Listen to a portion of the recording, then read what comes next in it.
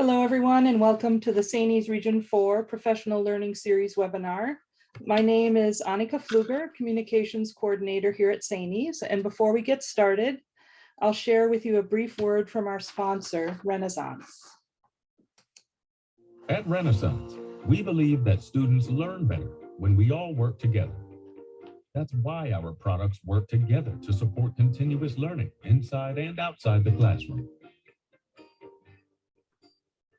Assess with unparalleled accuracy with STAR assessments.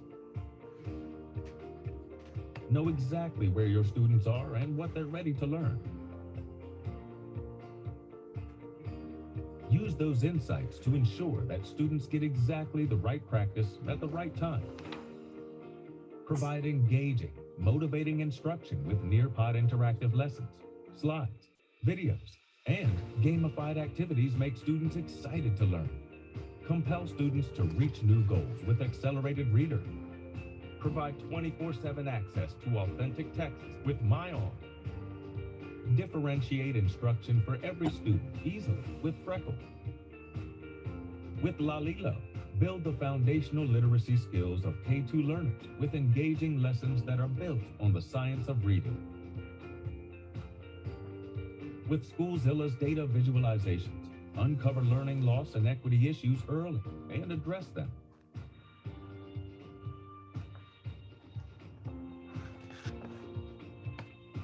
Celebrate with a complete picture of student performance at the student, school, and district level. We support the learner, where they're learning, in a whole new way.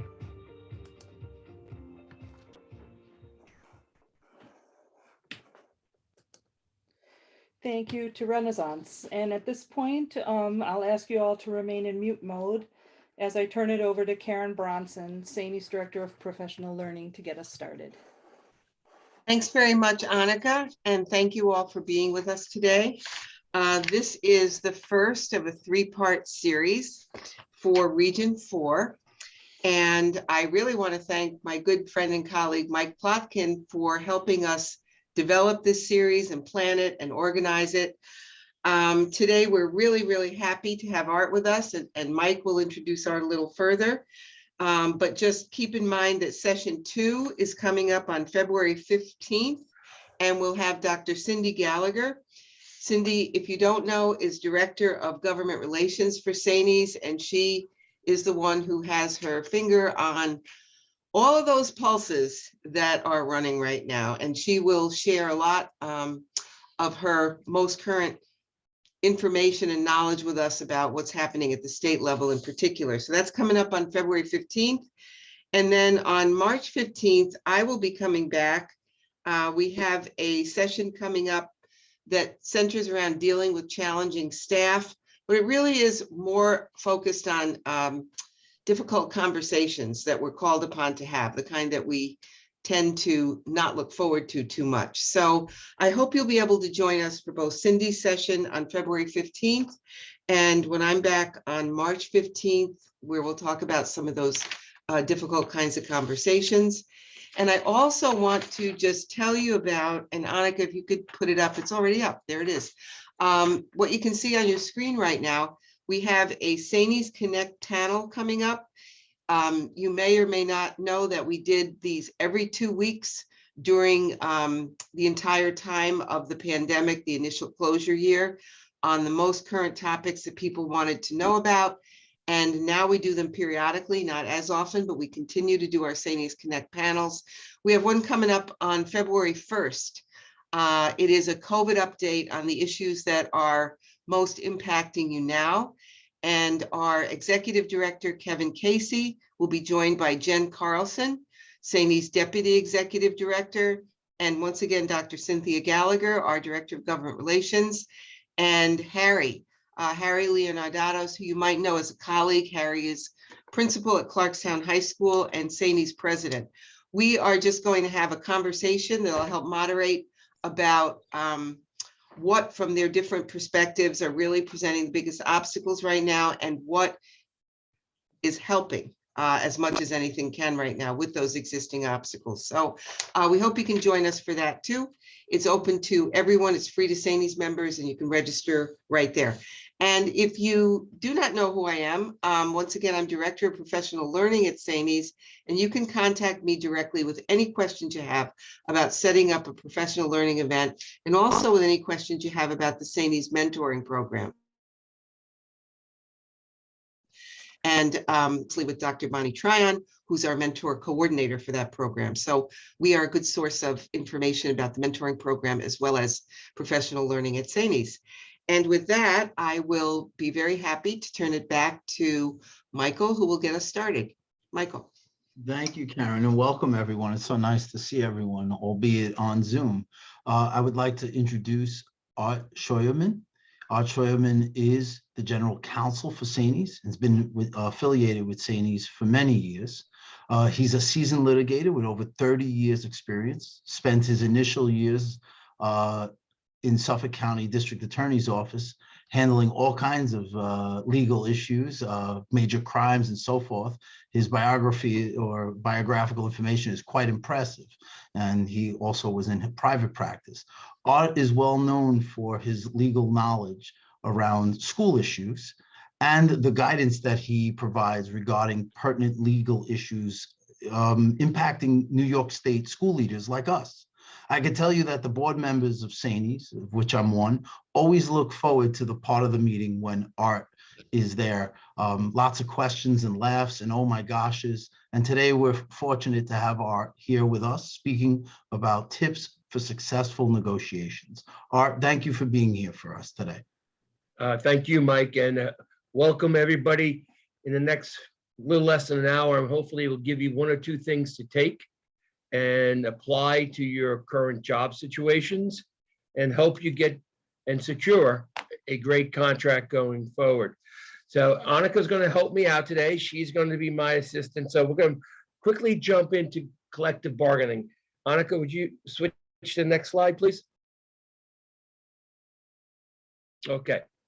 So what we have here is we have a problem in New York called the property tax levy.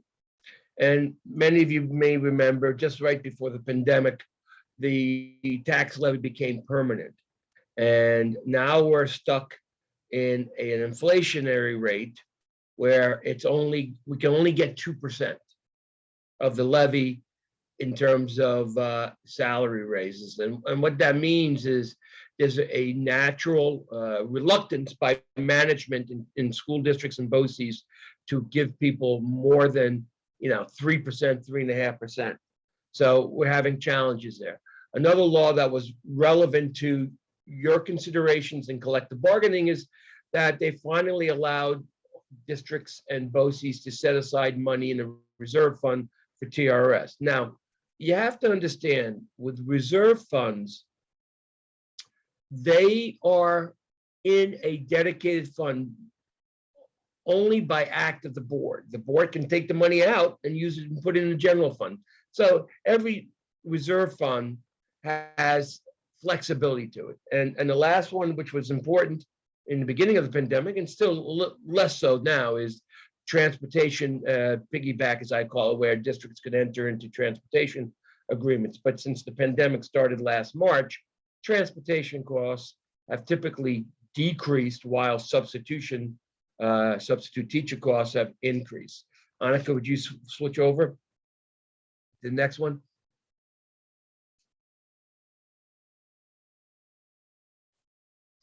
All right. So I take it very seriously at SAANYS, and to give you an idea of what we have at SAANYS, we have approximately 14 lawyers who negotiate for us and almost 20 labor relations specialists who negotiate for us. We have researchers, we have analyzers, and we'll talk about their functions and what they do.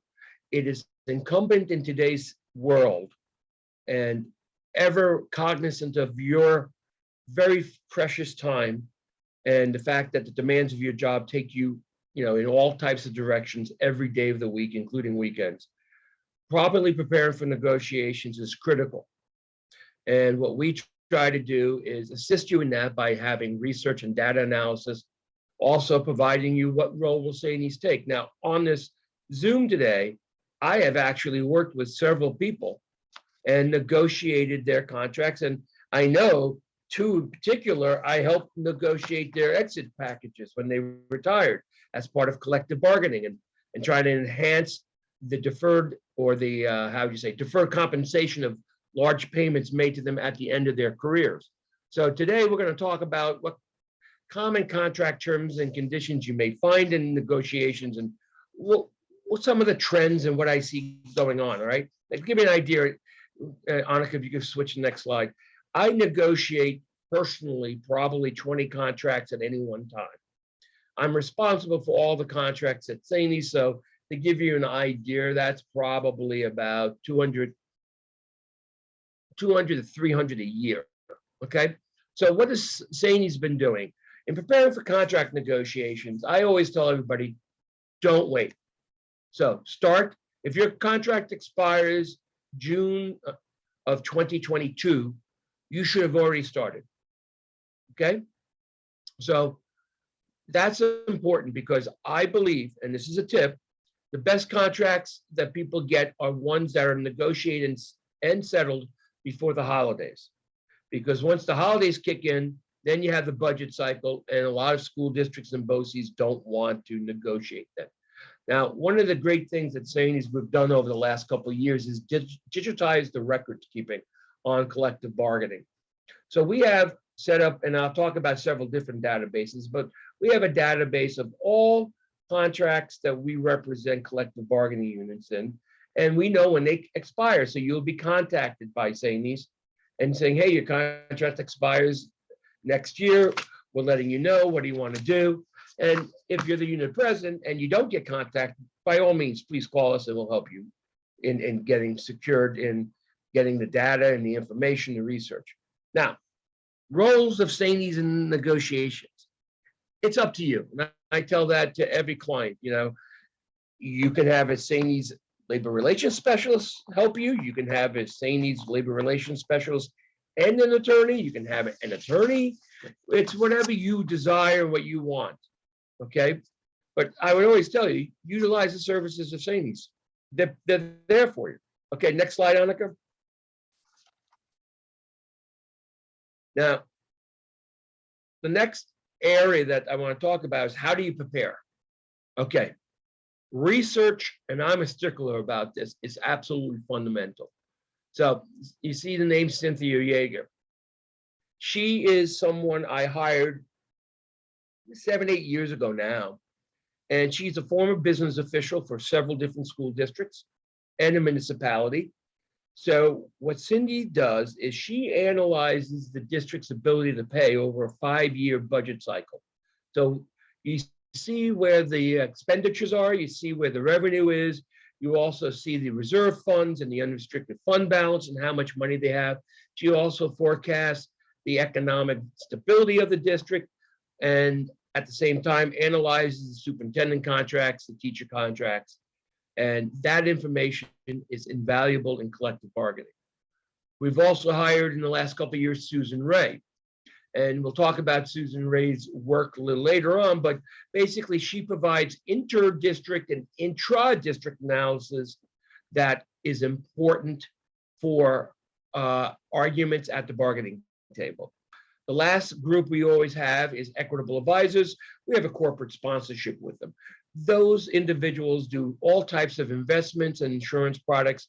We will have them look at contracts to see, hey, they have a disability policy. Can you prepare and create a policy, customize a policy for them that gives them better coverage and cheaper costs, things like that. And those are important benefits. Or the group wants a term life policy, they don't have one, and we'll bring them in.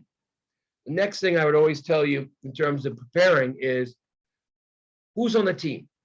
How do we pick the team? And I would always suggest an odd number. And the reason for that is I've had this happen probably twice in the last 3 years where I had even numbers, and despite my advice and recommendations, they decided to go with even numbers. And of course, you can imagine what happened. 2 people wanted the deal, 2 people didn't want the deal, and then unfortunately, I don't get to choose. And I tell you, it's not my contract. I can make recommendations, but it's up to you to decide. A common argument, or not argument, but discussion point is, should we have non-tenured people at the bargaining table? My answer is typically no. Their actions at the table could be misconstrued by management, and it could adversely affect their employment. So I would tell you not to have them at the table. I think 3 is an ideal number of people at the table. I would want people that management likes. I would like people who have history of the district, like 10, 15 years, and understand the terms and what they meant when they were originally negotiating the contract, and what the changes were to that term over the course of the last 10 to 15 years. Obviously, I'll never, how would you say, shun a second mathematician who will look at the numbers and make sure the numbers all work out right. So I would always say those are the types of people that we look forward to have on the team. If you could switch to the next slide, Annika.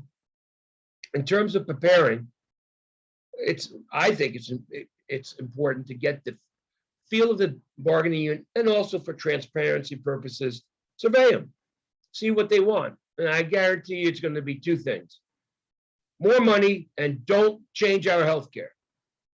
Occasionally you may get a third issue, but those are typically the 2 that we see. The most critical part of any contract negotiations is costing out your proposals. And I think if you do not do that, you oftentimes spend a lot of extra time at the bargaining table that you don't need to do if you properly costed it out. Should you be getting 5 or 7% in your proposals? No. Even with inflation, and we'll talk about that, districts are not, I don't see anybody getting over 4% right now, I'm telling you. And I see every contract that comes out. All right, so it's a tough market for sure. And we'll talk a little bit about the stock market and the bear market that we're about to jump into. But I would tell you, costing out your contract proposal is critical. I'd also say, has anything occurred in your district that affected your relationship with management or the board or the superintendent that you think it needs to be, if you can, negotiate a contractual resolution to? SAANYS always will look at your contract for clarity, functionality, and relevancy. A lot of contracts have old language that doesn't apply.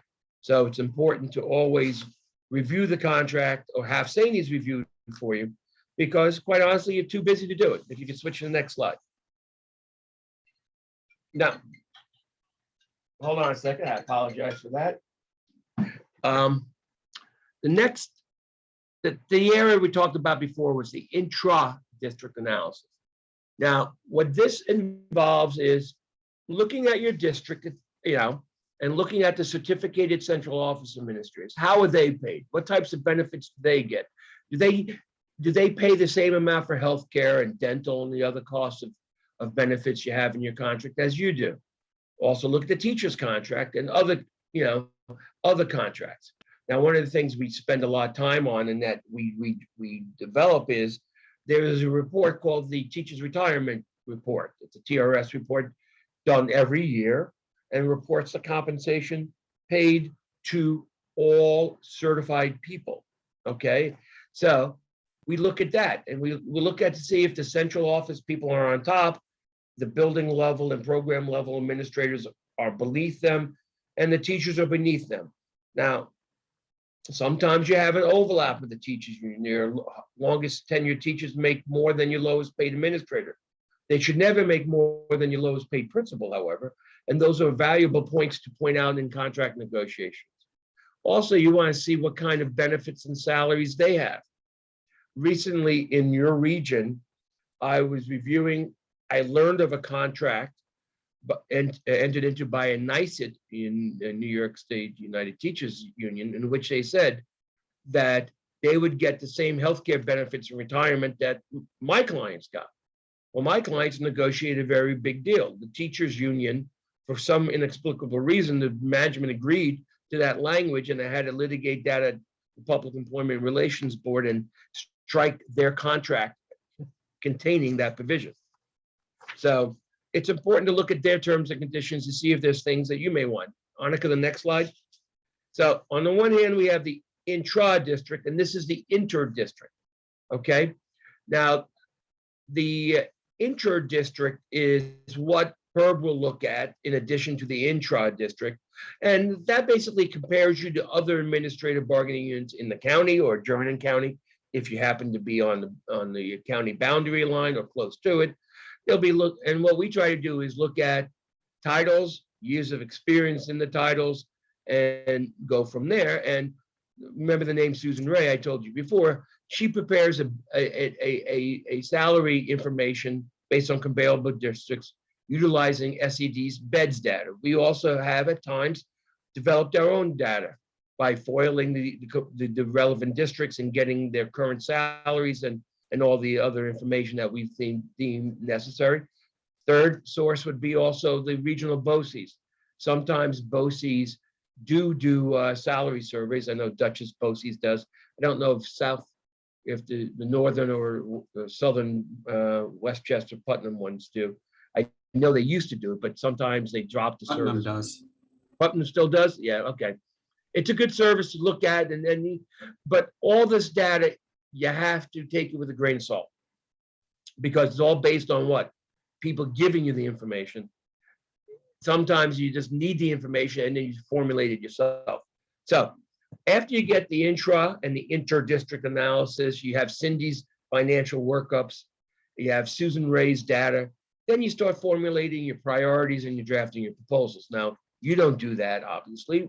SAANYS would do that for you. And like I said, again, we would cost out those proposals. And I've had to have a couple of clear conversations with people saying, you can't go to the bargaining table with 9%. They will not negotiate. They will make you go back until you come back to the bargaining table with a reasonable proposal. So it's important to, get that, make sure your proposals are costed out. Next slide. A lot of the things we talk about with the ability to pay, which Cindy looks at, is she may look at the ST3 form, which is it's another thing that lays out the expenditures and revenues. State aid is obviously extremely important. In a couple of weeks, we'll get the first runs for next year, and we'll look at that. Reserve funds, absolutely important. We want to know what the unrestricted fund balance is, as well as the restricted fund balance. Remember, the restricted fund balances are only one board vote from being unrestricted. Obviously, if you had a controller's report, if you had an internal, external audit reports, we may want to look at them to see certain trends. And from there, now you're prepared to go to the bargaining table, okay? But there's still a couple things, Annika, if you switch to the next slide. You want to look at some of the revenue streams. And what this chart tells you is what the teacher retirement system chart looks like. And by the way, the top number should be 2023, not 21. You can see it was higher a couple of years ago. It's probably going to bounce up again this year. So you figure right now about 10% the employer is paying TRS for your pension. Now remember, I gotta believe you may have a couple of tier 3s, most of you are tier 4s, but you also are starting to get a couple of tier 5s and 6s. They have to work until they're 65, okay? And they have to contribute the entire time they're employed. So that's something, but this is an important number to see if that number goes down, that gives the district more money to give you. Follow the trend? All right, another number or indice I look at, and actually it's two, and I'll talk about them right now, okay? Annika, the next slide. All right. You've read this in the Times and the local papers. Oh my God, the consumer price index, it's going crazy. And it is. I gave you the last few months, and I used now the CPI is consumer price index in New York for all urban customers, okay? And that includes food, that includes all kinds of stuff. And you can see it's hovering just below 5%. All right, that is useful to a certain extent. The more important indice to me is the personal consumption expenditure price index. That is, it has a 1 month lag. That's why you don't have one for December. And it excludes food and energy because of the volatility. This is the indice that's used by the United States Federal Reserve Bank to set interest rates. You see that number, right? November is 5.73%. That is a real number. And that tells me we're in a highly inflationary rate, because a year ago, that number was under 2. And the markets, if you watch the markets, they are started to become what we call bear market, i.e. going down. So if you have highly speculative stocks or aggressive stocks or 403B or deferred comps or things of that sort, you may want to go into a more balanced or conservative model for the next year or so. Just a financial tip, if you remember one thing out of today. Okay. Annika, the next slide. So we're about ready to go to the table. What do? Okay. First thing is you've got to figure out what's the role of SAANYS. Are they the chief spokesperson? Are they going to fill some other role? And whatever you want, they'll do. Also, what are the team members' roles? Now, I know myself, I take notes, but you should designate a note taker. Okay. Now, one thing everybody's got to be aware of is this. Do not argue among ourselves in front of the other team. We'll caucus and we'll decide it, okay?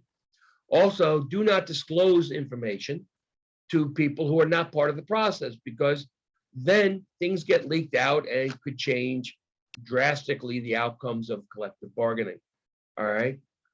You have to figure out, are we going to do package bargaining, which means there's no deal until there's an entire deal, or are we going to do one term and settle it and move to the next term? Those are the kinds of things. The other thing we will tell you is record keeping. All my notes are uploaded to a database at SAANYS. So when I'm long gone, some person is going to be able to say, well, Art negotiated this contract provision, and he wrote, this means that. That will go a long way if you have a grievance on that. Also, your unit should have its own record notebooks of collective bargaining on each round.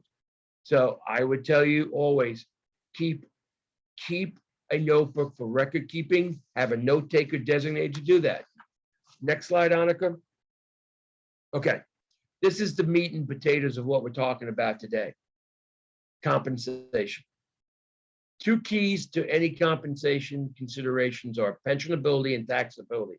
They go hand in hand. If it's taxable, it's going to probably be pensionable unless it's something that's given only once, okay, giving a hint, okay? So when you're talking annual increases, you're looking at the TRS fact. Is this going to be pensionable? You're also going to look at inflation, all right? And a year ago, 2 to 3.5% would be really nice. Now it's not so nice because it's costing you twice that to live. That's some of the issues. Also, we have pandemic-related work that is killing you. The contract tracing, other COVID-related duties are wearing you guys out.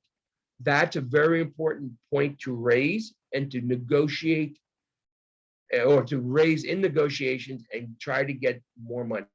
In the old days, you had the APPR and doing the APPR, but quite honestly, I do not believe the APPR will be in its current form at the end of the legislative session, all right? I think it'll be changed. Also, remember we had the DASLA thing about 5-7 years ago, and everybody had to run around and investigate every claim. The one thing I would tell you though, anytime you're asked to take on new duties, document the work. How much longer does it take you during a day to do that work along with your other duties? How much more time does it take during your week, your work week to do that? Are you doing it at night or on weekends? Those are all important factors to document and to present the bargaining table for increased compensation. Okay, next one. Now, We talked about annual increases. Most salary structures for administrators in New York are based on a percentage increase with something else. However, there are about 15 to 20% of school districts that have salary schedules or salary ranges, all right, which are basically structures that give you what I call an increment plus a percentage, okay? So if you have those, always try to preserve them. And what I always tell people is feed the salary schedule. Do not take a zero. Try to always get some percentage. The next thing is longevity. Quite honestly, longevity is a salary schedule, albeit over a longer period of time. Your goal is to make those longevity steps shorter, 3 years. Also negotiate the amount. Also negotiate longevity based on what? Years in education, then most ideal. Most districts resist that. Years in district, typical, or years as administrator, which happens in a few times. Now, TRS will look at longevity and ask you how it's paid. If it's paid as a lump sum, it's not pensionable. It has to be continuous and cumulative, or continuous, or added to your base salary. And a lot of people get confused when it's added to your base salary that they don't get added every year. No, it's added once and now becomes part of your regular compensation until you reach your next longevity milestone. But it's important to remember that it's added to your base salary. Continuous and cumulative means it's not added and doesn't get amortized or increased by the annual increase until you negotiate your next contract. But every paycheck you get like $200 of your longevity for that year. And it's paid each year, and that's hence continuous. All right. Next slide, Annika. So what other kinds of ways can we get money? Well, you can get supplemental pay. And supplemental pay would be something like you negotiate a percentage, let's say 2%, because nobody wants to go over 2%. I mean, I had one recently that went to 2.7, which was unusual, especially for Long Island, which is very unusual because 2% thing. Or you can try to negotiate like an increment. So an increment, let's say $1,500 plus 2%. Okay. Now, some people say, well, what about flat dollars instead of percentages? No, because flat dollars means that the people at the lower end get higher raises than the people at the higher end. So I always say straight percentage across the board. Try to also include a tenure stipend, add it to base. Advanced degrees, add it to base. We mentioned before annual increments, course credits. A lot. This is not so frequent down in Westchester or Long Island, but it's getting credit for every credit over, let's say, MA plus 30. One that we have had some success in is providing for evening and supplemental and weekend pay. Okay. What I always like to do, what I call the setup, is make a proposal for set work hours. Management will go crazy. And then you also have your evening and weekend supplemental pay. They'll tell you they don't want to negotiate the hours or work hours, but they'll give you supplemental pay, sort of like a segue into it. Some districts give you meal allowances for working nights and weekends. So any way you can get additional money is the way I would look at it, okay? Okay, let's go to the next slide. All right, performance-based pay.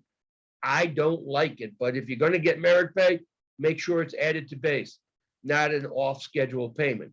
And if it's going to be off-schedule, I'd ask you to consider maybe making it as a employer non-elective contribution for you into a deferred comp plan. All right, because you don't want. I mean, why do you get it? You don't want your money being taxed as much as possible. And here below that is your deferred compensation plans. School districts by law can have both a 403B as well as a 457 plan offering for its employees. I would, if you have both, take advantage. If you only have one, get both. All right. And this is a friendly tax tip for you. When you're in the last 3 to 5 years of your employment, just think about that for a second. And the house is paid for, hopefully. The kids are off the payroll, hopefully. No more college tuition. This is where you should be reducing your adjusted gross income by funneling in the money into the 403Bs.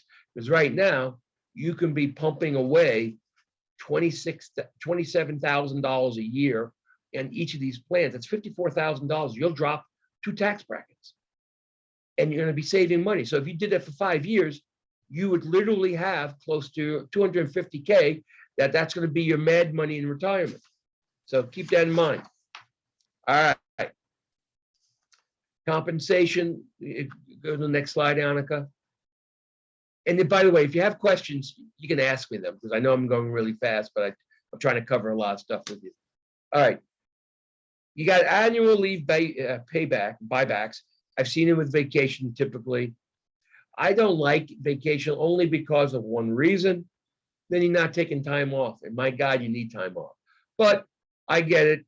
A lot of the newer administrators need that money for vacations, for other reasons, and they want cash. So I can understand that. Sick leave buybacks are less frequent. They become frequent when you have attendance issues. Personal days usually roll into sick days anyhow, but sometimes you can get paid for personal days as well. I mean, this is just another source of getting you money. Can you go to the next slide? Okay, health insurance. This is really the most critical benefit you have. And I don't know how many of you really understand how your health insurance works, but it's currently a non-taxable fringe benefit, okay? And unlike most industries, and I'm talking a lot of different industries, public and private, you usually get retirement health care. So is that a good value? Absolutely. How much do I estimate that value to be? Well, post 65, that value is probably $300,000 to give you an idea. Pre 65, it's probably another 300,000. So if you retired at 55, went to 65, and you had full health care. So it's very important to have clear language on your retirement health care benefit. So what do we need by clear health language is, what is the insurance plan you get in retirement? Is your contribution rate, premium cost sharing fixed? How about your copays for doctors? Do you get Medicare reimbursement? And by the way, I litigate these issues a lot. So that's why what I'm telling you is things I litigate. Medicare reimbursement, do you get it for yourself, or what about your spouse? Are they all adequately spelled out? And do you set the duration that you get the benefit, i.e. for your life? Same thing with active employees health care. The good thing for you to know is that the Affordable Care Act's Cadillac tax was repealed. So we don't have to worry about that. So employers have less concern of having to pay taxes for people. So what kind of plans are out there? Annika, next slide. The old indemnity plan has 2 functions that were very important. One is you didn't have to pay much for the doctors, copays, any of this. And second of all, it was portable, which means you could go to any facility anywhere in the US typically and get coverage and get it done. PPOs usually work on a split, typically 80-20, in network, out of network. That's the second best thing, okay?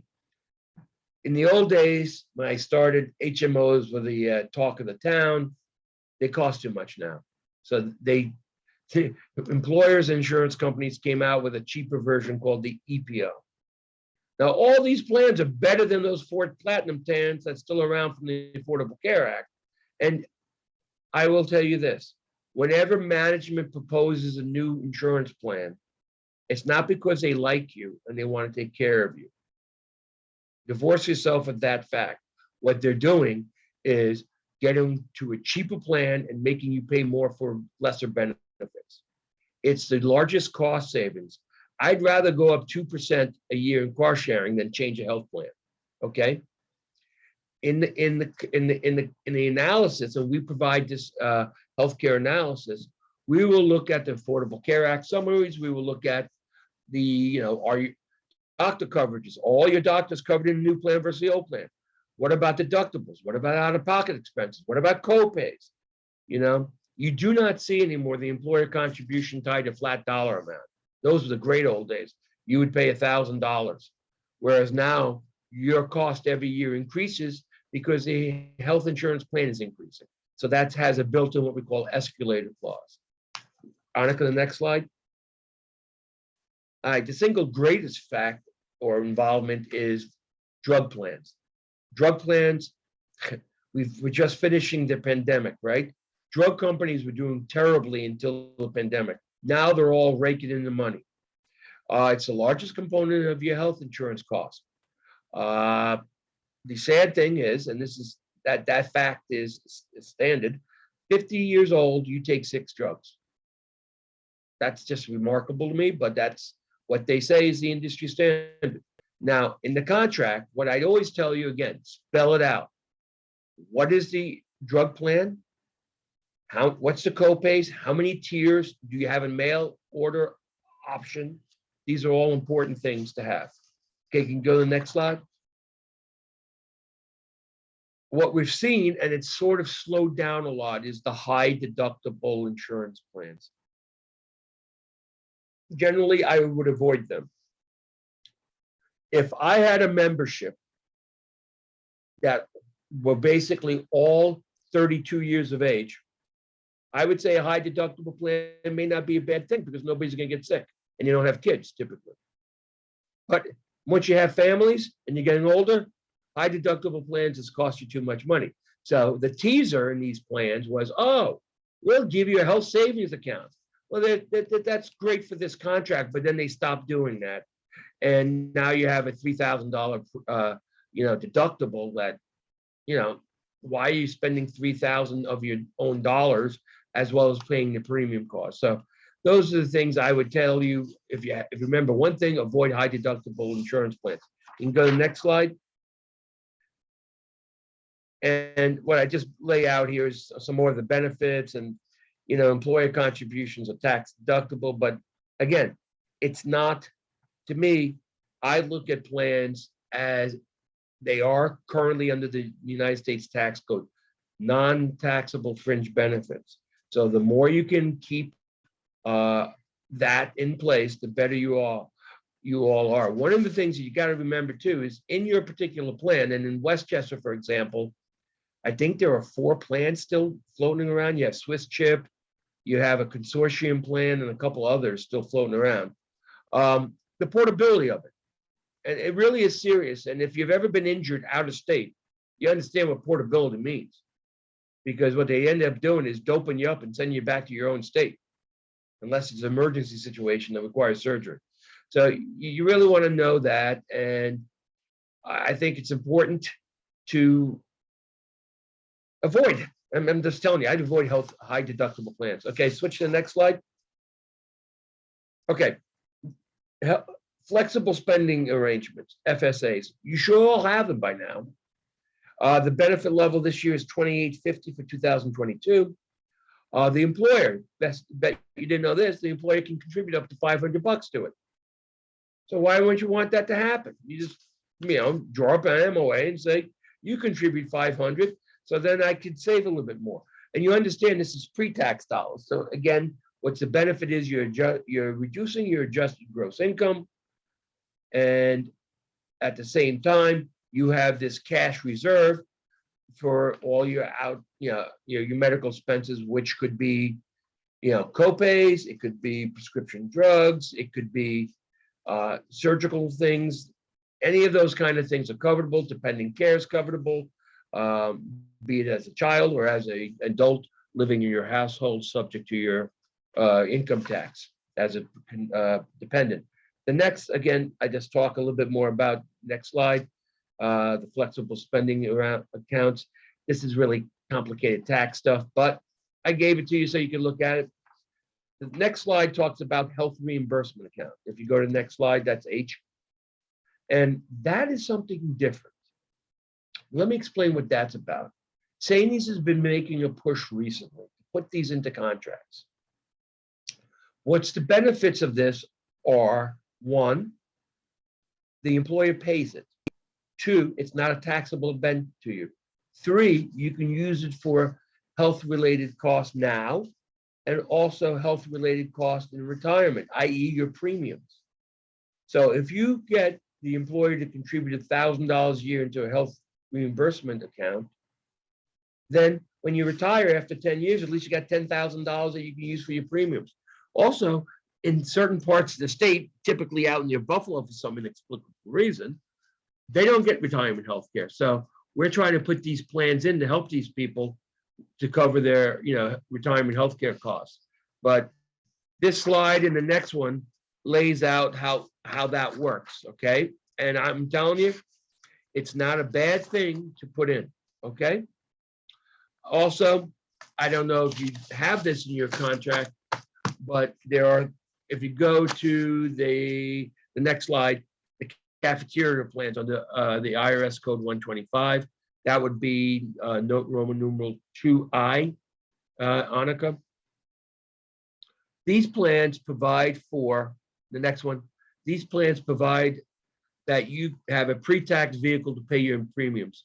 So this is a very, very important thing. If you don't have it in your contract, you definitely want to get it in your contract, again, to reduce your adjusted gross income, to pay for those premium costs. Could we have a copy of the slides? Yes, you can, Linda, of course. All right. The next slide is other insurance benefits. Again, this is where I think Equitable can help you.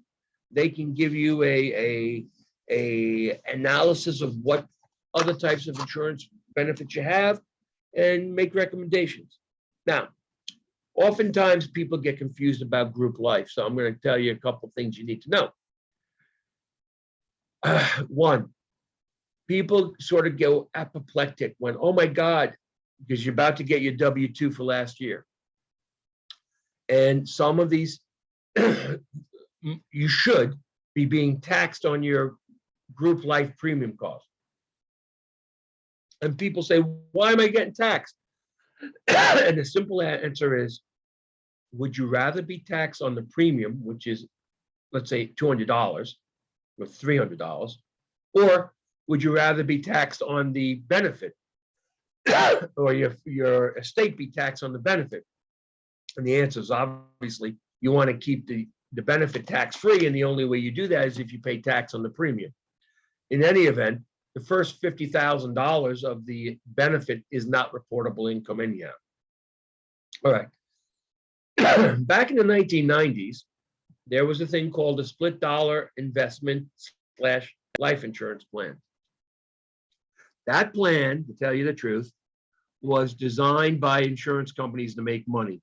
And they actually thought with their annuity people, actuarially, that they would make money, but they didn't. And what happens is, and my recommendation is always the same on this. Split dollar is an investment component with a life insurance component. I have been told this by people who deal in this industry a lot: keep investments in one place and life insurance in the other.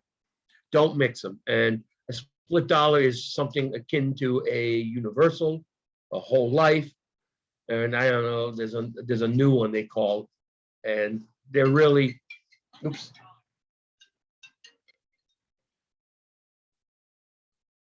Sorry about that interruption, and we only have a couple minutes left, so I would avoid split dollars. Disability policies, I would take a shot at that if you could. Disability policies, I would tell you, you're looking for a payment of at least 60% of your salary, because typically your taxes are 40%. So you want at least 60 or better. You also want to talk about your grace period. The lower the premium cost is, the premium cost will be lower based on the longer grace period. So if you get sick leave, if you have enough sick leave, I would go with a 6-month grace period before the disability policy would kick in. You want the policy to get you to age 65, so you go on Medicare and go from there. Okay. This is, I mentioned this before when we talked about group life. It's the taxability of the premium cost versus the benefits. So we can go to the next one. Dues. We try to get SAANYS dues paid for by school districts. If it is, it's great because now you have another non-taxable fringe benefit. School districts typically oppose it because oftentimes, why are we paying SAANYS dues for this union, which then SAANYS turns around and sues us? It's a tough argument to beat. I'm just letting you know that. Other things we try to do is propose payment for professional dues for one state and one national, and we hide SAANYS dues there. We also try to do tuition reimbursement, which is better, getting a doctorate stipend or getting your doctorate paid for. I would think the latter, getting your doctorate paid for. So that's something that we try to negotiate into contracts. Annika, the next one. We're moving quickly now. Okay, you really should look at your contract and your personnel file. And what I always look at is nothing should be placed in your file without your signature on it and a right to respond. No anonymous materials should be placed in it at all. Any complaints must be founded before they're admitted into your file. And again, you have to sign it and respond if you so deem it. I always push for binding arbitration in every contract. I'd even take the loser pays just so I could get it in. If you have advisory only, try to convert it to binding. All right. Other benefits, very important. We go to the next slide, Annika. The recognition clause.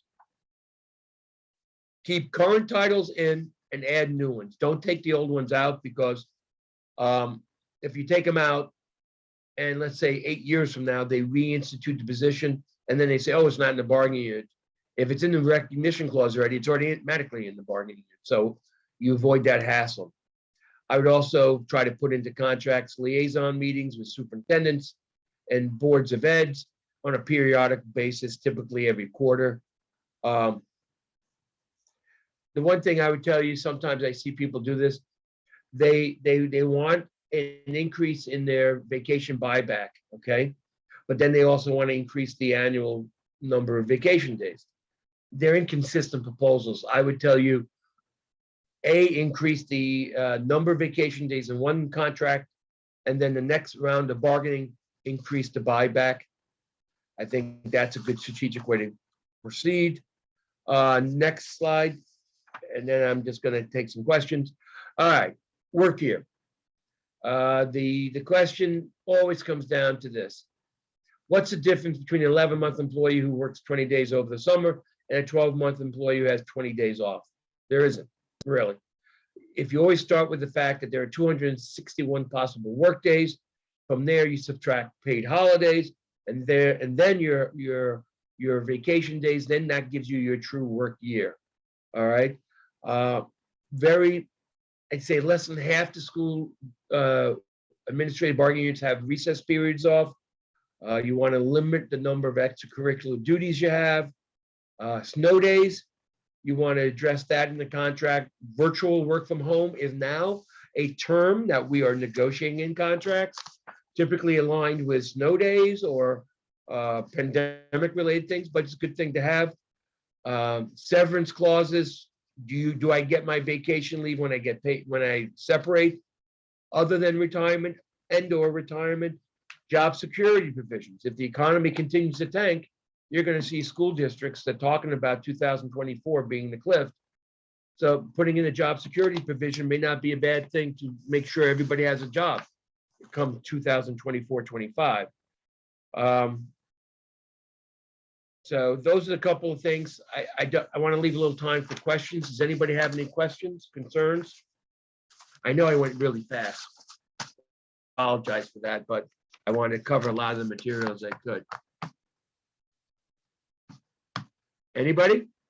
No? Cindy has one. My colleague. Just coincidentally, today the budget came out, as you know, Art, so there was a lot of great information in there. I can get that out tomorrow in the daily COVID update, but what they're projecting as the amount of increase, the CPIs that they're using, that would be helpful information to look at. I'll give you the link in the update. Good, yeah. Now notice one thing, this SED CPI is typically lower than either one of the indices I gave you in the presentation, just so you know. And this was Mahika, Art. Oh, yeah? Okay, Robert, okay, yep. He's the budget director, right? No, yeah, he is, right? Yeah. Yeah. Okay, anybody else have any other questions? Art, this is Bonnie Tryon. How are you? Thanks. Just a quick comment as folks are looking at negotiating the contracts that is relative to mentoring. I know some of you are up to, well, you're all up to your eyeballs and probably also being asked to mentor new school leaders. So if you aren't getting compensated for that, that's something really you should be. And you might also want to be aware that that's a requirement to keep certification for especially some of your newbies. They are required to have a 1-year mentoring experience that they have to have attested to in their teach account. We also suggest that obviously there's a need for mentoring by people in district that can do training, orientation, and enculturation things. But we also suggest that you bring in a leadership coaching, and SAANYS can help with that as well. So just be thinking about that as language, because many of you are just doing that kind of work because you are professionals, because it's the right thing to do. But more and more, what we're finding is that because people are so overwhelmed, as some of the newbies are struggling, and I'm sure that's not news to you. So just to plug, to keep that in mind. Thanks, Art. You're welcome. Anybody else have anything to say? Now, I know a couple of people here are retired. You enjoying your retirement? Joe, you're talking, but I can't hear you. I still can't hear you, Joe.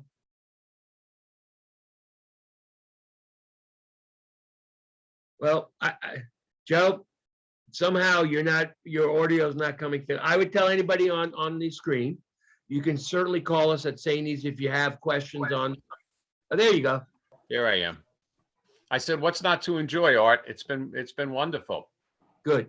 Wonderful. Everything's going as well as you can expect. So it's been very good. And I thank goodness for all the work you did with our unit over the years to put me in the position where I could retire and not, and be comfortable enough to continue my life the way I've led it all these years. So, all that work you did with us really paid off. Well, thank you. You're welcome. All right, so I think I'll bid you all a fair adieu. All right, like I said, anybody have any questions, just give us a holler. Thank you, Art. Okay, Art, You're thank you. welcome. Bye now. Thank you.